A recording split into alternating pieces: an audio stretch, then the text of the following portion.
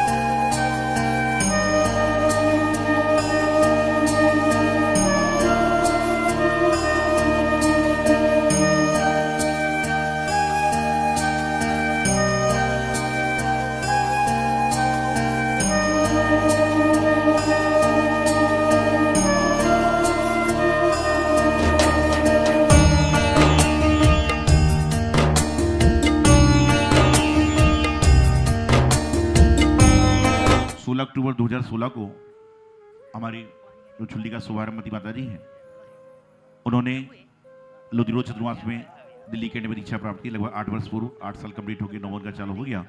उन्होंने छुल्ली का दीक्षा ली थी। अभी भी उनकी आर्य का दीक्षा के प्रभाव थे, लेकिन स्वास्थ्य की अनुकूलता प्रतिकूलता है और बहुत सारे काम करना पड़ता है, इसलिए हमने कभी और छुल्ली का रहकर ही संसाधन करो और सारा का सारा काम संपन्न करेंगे।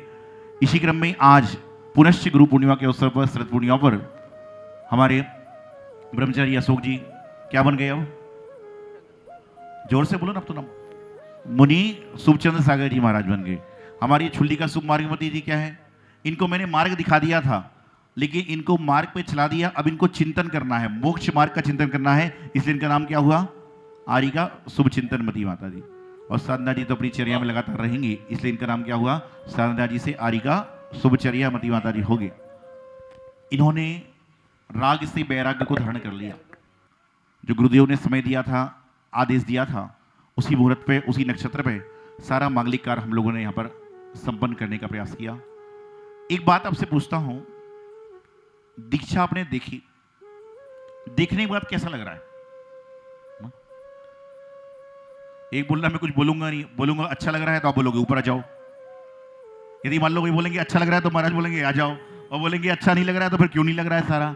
देखिए, दीक्षा आपने देखी, आपको कैसा लगा मैं नहीं जानता, लेकिन इन तीनों व्यक्ति से पूछो इनको कैसा लग रहा है, कल तक कैसा लग रहा था और आज कैसा लग रहा है। क्योंकि कहते ना, हमारे पवन भाई आए थे, बोले अशोक जी तो और 20 साल पुराने लगने लग गए, बोले केस लॉन्च के बाद। तो ये होता है, घुटी दवाई, पिसी दवाई और घुटी हुई बाल सब एक जैसे लगने जाते हैं। जब आदमी बोलते ना कि जो दवाई पिस जाती है ना, उसका रंग दवाई पता नहीं चलता कौन सी है, और जब सिर मुंड जाता है तो पता नहीं चलता कौन से महाराज हैं। सारा काम संपन्न हो जाता है। दिल्ली शहर में लगभग 13 साल से विचरण कर रहे हैं, और इन 13 सालों में बहुत धर्माराधना करी, बहुत प्रार्थना करी, बहुत आत्म साधना करी, साधना करवाने का प्रयास किया। लोग जुड़ते हैं, धर्मराह करते हैं, और हमारा तो काम है कि नल की टोटी खोल दीजिए, जिसको जितनी जरूरत है पानी लेता जाएगा। तो प्रयास करता हूं कि जो लोग घरों के अंदर छुप चुके थे उनको घर से बाहर लाना, मंदिर में लाना, पूजा कराना, गुरु भक्ति कराना, और अपना जीवन का उनका उद्धार की राह पर ले चलना। आज इसी प्रसंग में नोएडा सेक्टर 27 में आपने अपने नैनों को पावन किया और दीक्षाओं को देखने का प्रयास किया। मैं आपसे बता रहा था कि दीक्षा क्या है। दीक्षा ना तो ली जाती है, ना दीक्षा दी जाती है। दीक्षा ना तो देने का नाम है, ना दीक्षा लेने का नाम है, बल्कि दीक्षा तो जीने का नाम होता है। कि जो व्यक्ति जीता है वही दीक्षित होता है, और वही अपना कार्य संपन्न करने का प्रयास करता है। आचार्य श्री आदि सागर जी महाराज की अक्षुण परंपरा, आचार्य श्री आदि सागर जी महाराज, आचार्य श्री महावीर कीर्ति महाराज, आचार्य श्री सरमती सागर जी महाराज, आचार्य सिद्धांत सागर जी महाराज, और उनके शिष्य आचार्य सौभाग्य सागर जी महाराज, और आचार्य श्री विमल सागर जी महाराज जो है परंपरा के आचार्य हैं। उनकी जो परंपरा है, उसी परंपरा का निर्वाह हमारे संघ के साधु करते हैं, जिसको आप 20 पंतामना भी कहते हो। शुद्ध आर्य समाज की परंपरा है, संघ में वही पालन होता है, और वही क्रिया का पालन ये साधु भी करेंगे, क्योंकि मुझसे दीक्षित हुए हैं। किसको करना किसको नहीं करना वो अलग चीज है, लेकिन जैसे बोलते हैं घर का जो रिवाज होता है वो घर में आने वाले व्यक्ति को मानना पड़ता है। उसी प्रकार जो संघ का रिवाज होता है उस संघ में दीक्षित होने वाले साधु को परिपालन करना पड़ता है। तो संघ की व्यवस्था जो है, आर्स की परंपरा है, देवी देवताओं का यथा योग्य सम्मान है, गुरुओं का आदर है, श्रावकों को कल्याण के मार्ग पर ले जाने वाला है, वही परंपरा इनकी है। और जैसा कि हमारे शुभचंद्र सागर जी महाराज हैं, उन्होंने पहले दिन ही संकल्प लिया था कि मैं जो भी कार्य करूंगा गुरु आज्ञा में ही करूंगा, गुरु निर्देश में ही करूंगा, और सारा का सारा काम संपन्न करूंगा।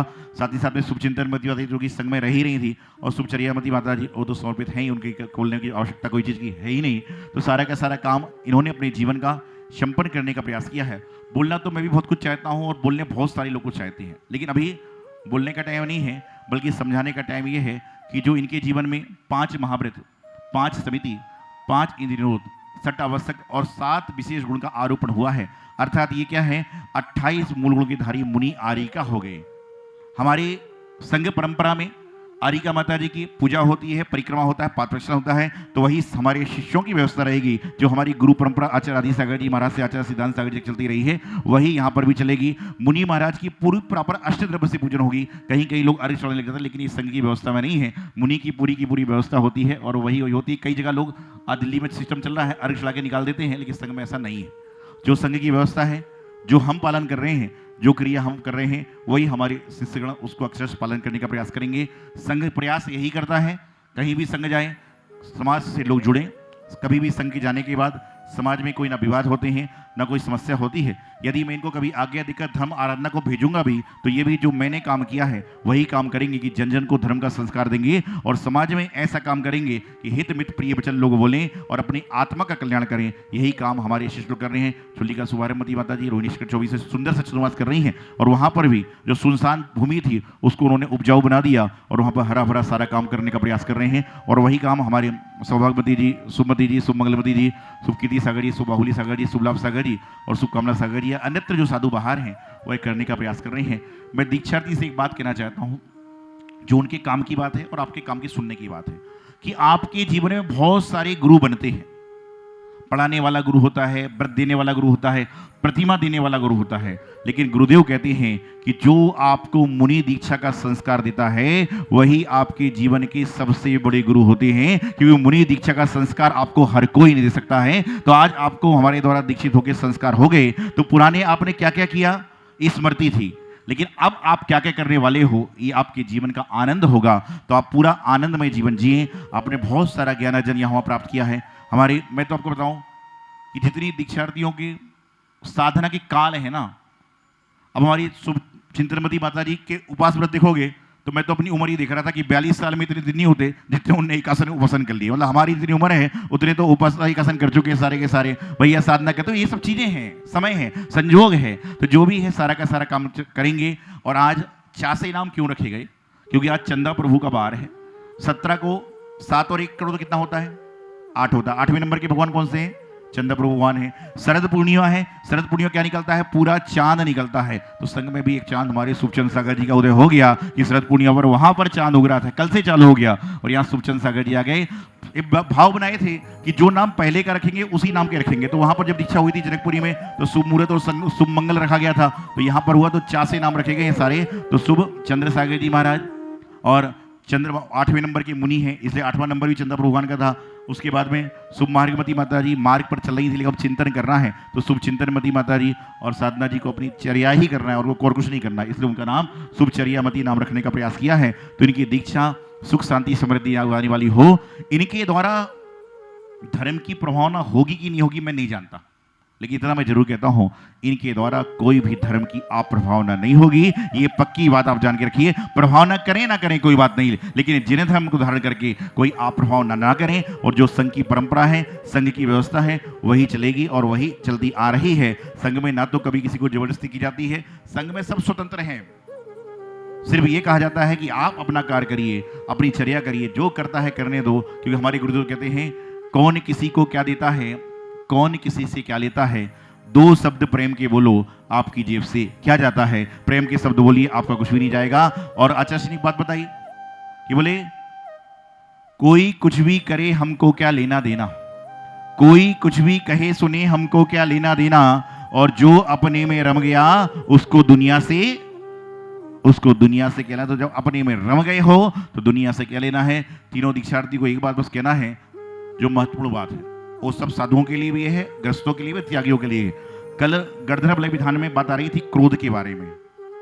तो जिस समय आपको क्रोध आ जाए, पहले तो मुनि को क्रोध आना ही नहीं चाहिए, और जिस समय आपको क्रोध आ जाए उस समय सोचना कि इस समय मेरा मुनिपना, आरिकापना, क्षुल्लकपना, क्षुल्लिकापना समाप्त हो गया है। इसलिए जीवन में अपने भाव को नहीं बोल सकते, मौन धारण कर लो, लेकिन क्रोध से बचो, क्योंकि क्रोध सबसे बड़ा शत्रु जीवन का है। क्रोधी व्यक्ति कभी सुख शांति में हो नहीं सकता। तो अपने जीवन में कुछ करो ना करो, लेकिन क्रोध को समाप्त करने का प्रयास करना है। आप सभी का जीवन मंगलमय हो।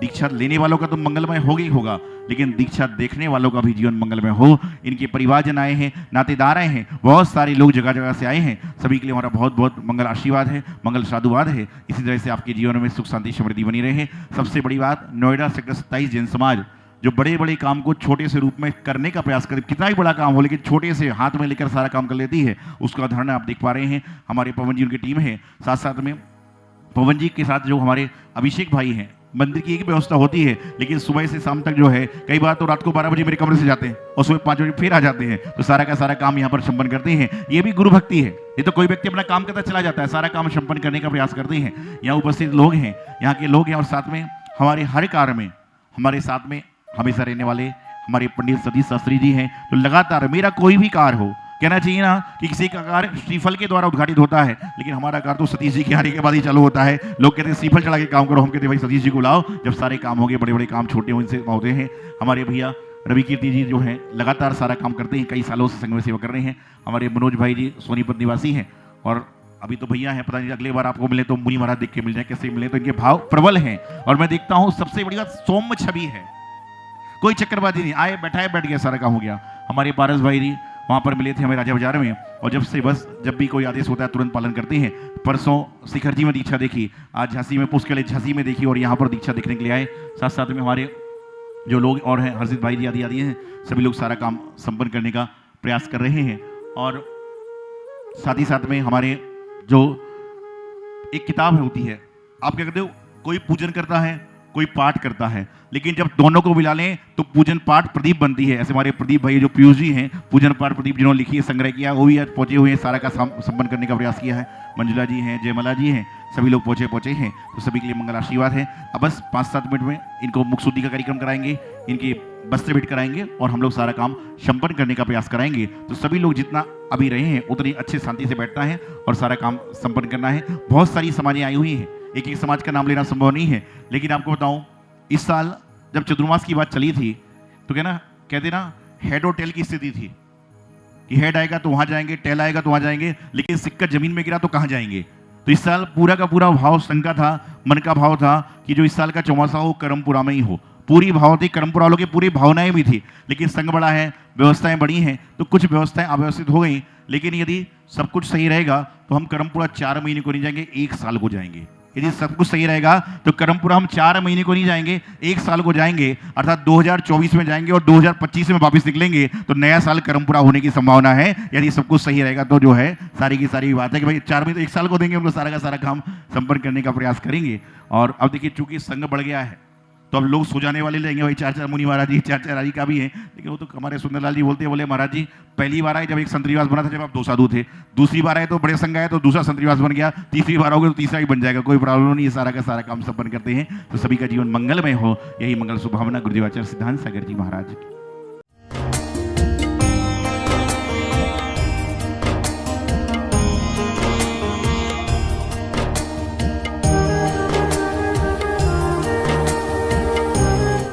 इस कार्यक्रम के प्रसारण सहयोगी थे श्री दिगंबर जैन बड़ा मंदिर, B73B, सेक्टर 27, नोएडा, उत्तर प्रदेश। संरक्षक श्री महावीर जैन, संरक्षक डॉक्टर SP जैन, संरक्षक श्री राकेश जैन, अध्यक्ष श्री पवन कुमार जैन, उपाध्यक्ष श्री निर्मल कुमार जैन, सचिव श्री अजय जैन, कोषाध्यक्ष श्री सुभाष चंद्र जैन, महासचिव श्री चंद्र प्रकाश जैन, प्रबंधक श्री सुबोध कुमार जैन, सदस्य श्री संदीप जैन, सदस्य श्री प्रमोद जैन, सदस्य श्री दिनेश जैन, सदस्य श्री राजीव जैन, सदस्य श्री MP जैन।